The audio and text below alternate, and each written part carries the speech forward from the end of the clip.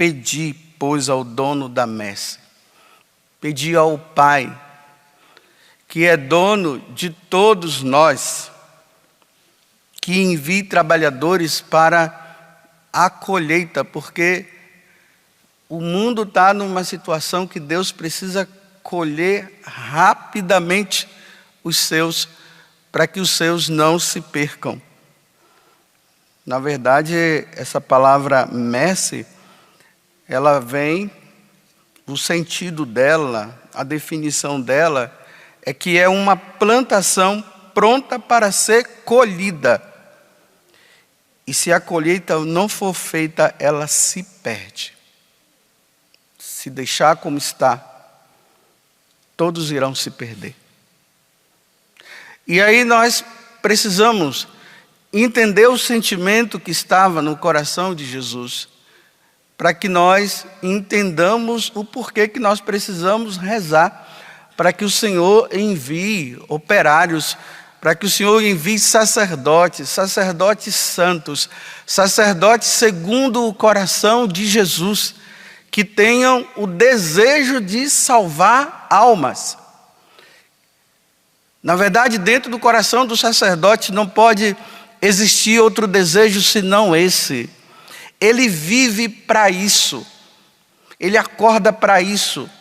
Durante o dia ele vive para isso. E quando ele vai dormir também pensando nisso. Nenhuma alma pode mais se perder. Interessante que na vida do cura Darcy, sempre no final da tarde ele ia para o cemitério rezar pelas almas do purgatório. E interpelaram ele com essa pergunta, né? Mas, padre, por que todo dia o senhor vem rezar aqui? Ele disse, porque eu sou responsável por todas essas pessoas que morreram. E eu não sei se com o meu bom exemplo ou o meu mau exemplo, elas estão agora no purgatório precisando de oração. E eu preciso rezar por elas, para que elas entrem logo no céu. Esse é o sentimento que deve existir no coração de nós sacerdotes e no coração dos futuros sacerdotes. Senão nós vamos ter sacerdotes preocupados consigo mesmo, pensando em si mesmo, com as suas vaidades próprias, preocupados com as suas realizações, mas acaba por não realizar o desejo de Deus, que é de salvar os seus filhos. Na primeira carta de São João, no capítulo 5, no versículo 19, São João diz bem assim: sabemos que somos todos de Deus. Nós somos criados para Ele. Isso nós sabemos. Mas ele prossegue dizendo: o mundo jaz sob o poder do maligno. Esse mundo onde nós estamos, e nós que somos filhos de Deus, o demônio está exercendo o poder dele nesse mundo. Vocês veem que no próprio Evangelho isso já demonstra, né? Um demônio que tinha possuído uma pessoa. Jesus chega e vê que o demônio estava fazendo festa com aquela pessoa, com aquela alma. Ela precisava ser salva. Então Jesus olha, porque Ele é Deus, e Ele conhece muito bem. E o fim dele aqui na terra foi esse: Jesus veio para nos salvar. Esse é o maior problema da sociedade, do mundo de hoje. O mundo jaz sob o poder do maligno, e a primeira coisa que Jesus faz é expulsar aquele demônio. E aqui está dizendo que é o chefe, né? Porque os fariseus, que deveriam cuidar daquela alma, não estava preocupado com isso, estava preocupado era com eles mesmos. Então eles dizem que Jesus era o chefe dos demônios, por isso que Jesus estava expulsando.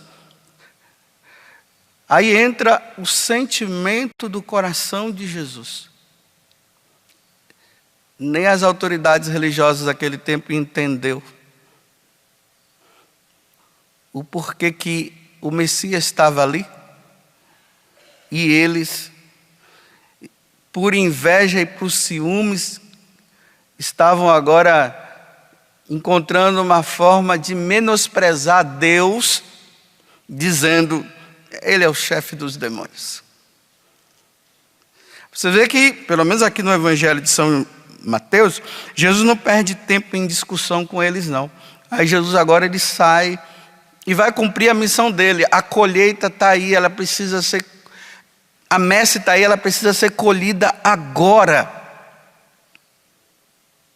Então Jesus vai ao encalço daquelas almas que estão sob o poder do demônio. O demônio está cuidando delas, o demônio está possuindo elas. E aí Jesus diz: olha, então reze para que se envie sacerdotes desejosos de salvar almas. Vamos dar uma olhada no mundo, né? Muitas pessoas dizem: nossa, o mundo está... as coisas estão indo bem. O mundo está maravilhoso. Mas está mesmo?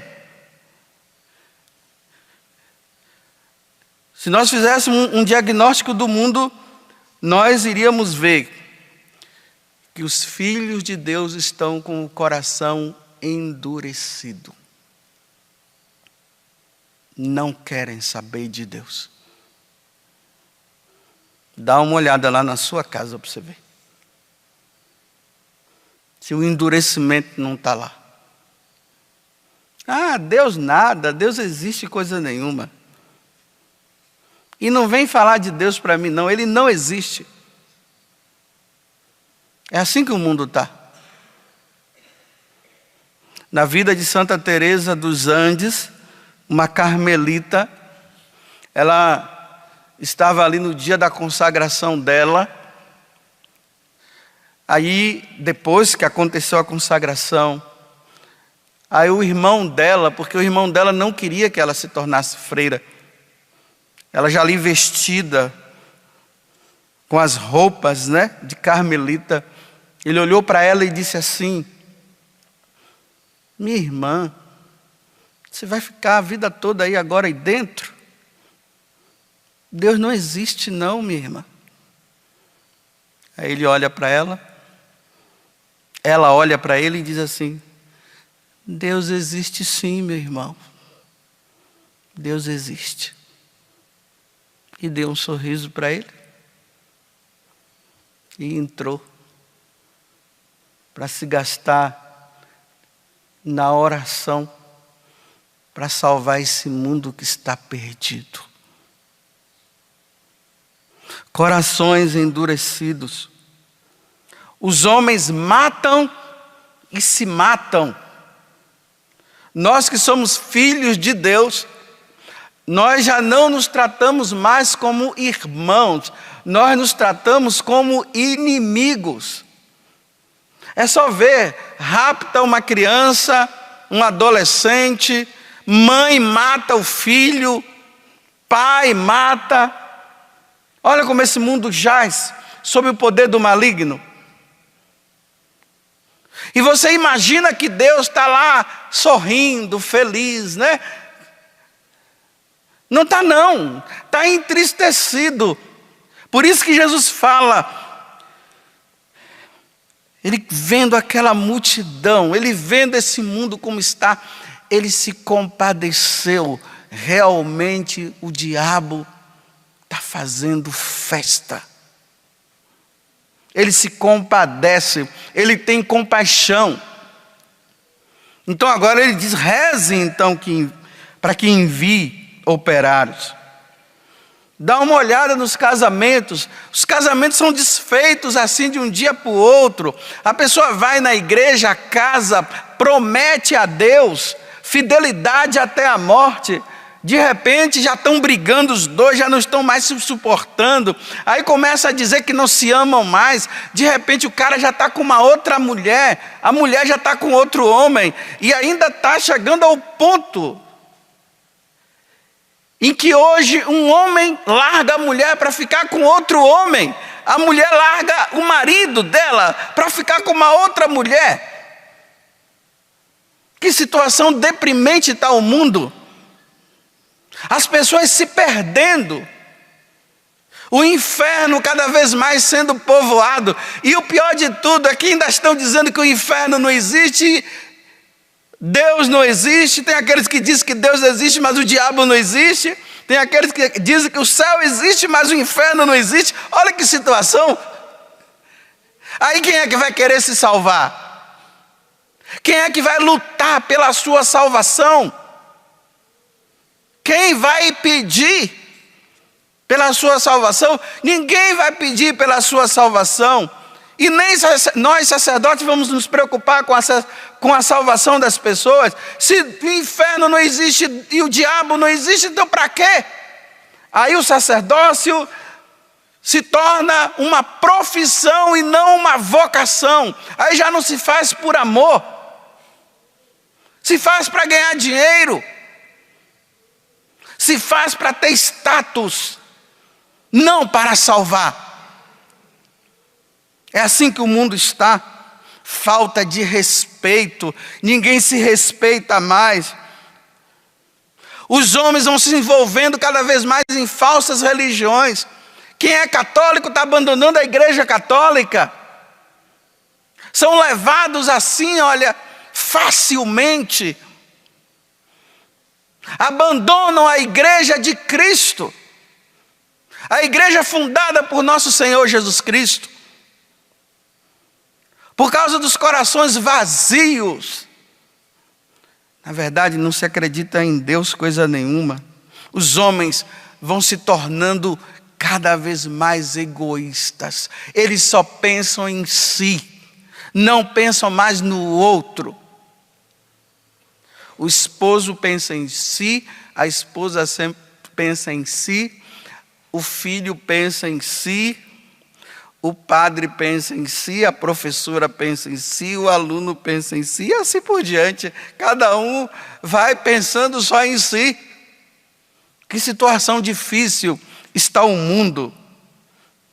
Hoje na liturgia das horas, no cântico evangélico, todos nós que rezamos vamos dizer assim: salvai-nos, Senhor, das mãos do inimigo. Salvai-nos, tira-nos, Senhor. E olhe bem, eu não estou nem falando aqui daquelas pessoas que estão possuídas pelo diabo aí, que todo mundo fica vendo, aí fica todo mundo rezando em cima. Eu estou falando de nós que estamos sob o poder dele e que achamos que não estamos. Porque tudo isso que eu estou falando aqui é o que nós fazemos, é o que nós praticamos. Agora, meus irmãos, se os futuros sacerdotes, e se nós sacerdotes, não tivermos o coração de Cristo, nós não vamos nos preocupar com a salvação de vocês coisa nenhuma. Porque quando o sacerdote ele pensa em salvar as pessoas, ele vai ficar com o sentimento de Cristo, com o sentimento de tristeza, porque o diabo está levando. E aí os sacerdotes vão fazer penitência, vão fazer jejum, vão se mortificar, vão rezar, vai estar mais diante de Deus, pedindo sabedoria a Deus, pedindo misericórdia a Deus, até mesmo por não estar salvando, por não estar ajudando, por não estar cooperando nessa messe que as pessoas estão precisando. Senão vira apenas um status. E como é bom ser padre, ter o título de padre, ter o título de sacerdote. Aí é convidado para ir para as chácaras, é convidado para ir para as festas, é convidado para isso, é convidado para aquilo, e está sempre lá. Mas na hora de se dedicar pela salvação, não tem tempo, porque o coração está vazio. E enquanto isso, as almas estão se perdendo. Então, por favor, vocês rezem por nós. Se sacrifiquem por nós. Façam penitência por nós. Se desapegue das coisas por nós. Para que nós possamos cumprir a vontade de Deus e não a minha vontade. Aí, porque não se preocupa com a salvação das almas, aí se preocupa com o poder, quer ser poderoso, quer ter o seu cargo, quer manter o seu cargo. Porque não se preocupa com salvação de almas, coisa nenhuma. A colheita está pronta. Chegando à plenitude dos tempos, Gálatas 4:4.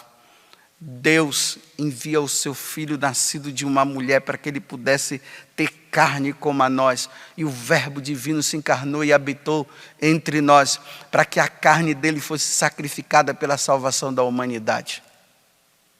Foi para isso que Jesus veio.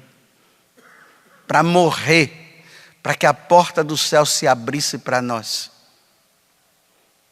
E tem gente que está pensando que Jesus veio à terra para fazer festinha, para dar carro para todo mundo, para dar emprego, para eu ser feliz.